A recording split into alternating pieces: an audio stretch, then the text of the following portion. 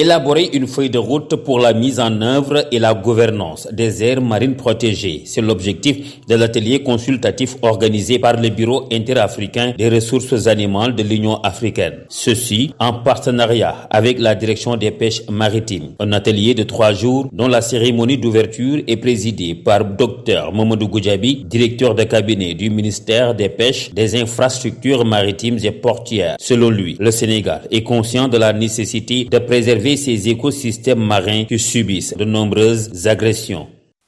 Mesdames et messieurs, le Sénégal, fort de son héritage maritime, riche d'une biodiversité marine exceptionnelle, mes prédécesseurs l'ont assez bien illustré, est conscient de la nécessité impérieuse de préserver ces écosystèmes marins, lesquels sont soumis à de nombreuses agressions à la fois anthropiques et naturelles, parmi lesquelles on peut citer la surexploitation des ressources naturelles, les pollutions diverses, les effets des changements climatiques, etc.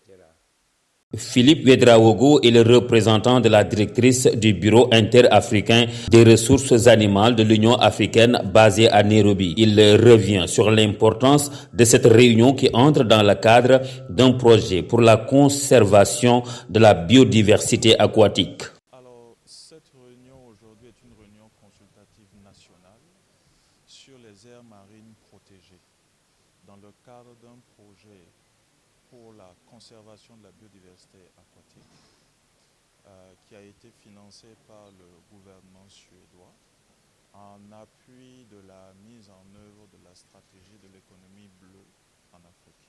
Une réunion de partage, un atelier, un enjeu fondamental pour le colonel Abdoul Aziz Ndiaye, représentant du ministère de l'Environnement et de la Transition écologique.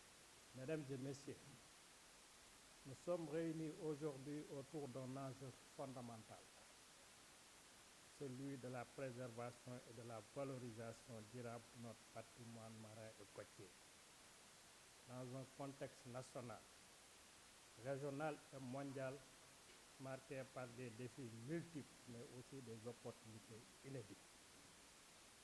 La mer, pour le Sénégal, ce n'est pas seulement un espace géographique, c'est un pilier de notre histoire, un moteur de notre économie, un levier de résilience pour nos communautés, un réservoir de biodiversité que nous avons le devoir de transmettre intact aux générations futures. Cet atelier, financé par l'Agence suédoise de coopération internationale au développement, permet à l'identification des défis liés à la gestion et à la gouvernance des aires marines protégées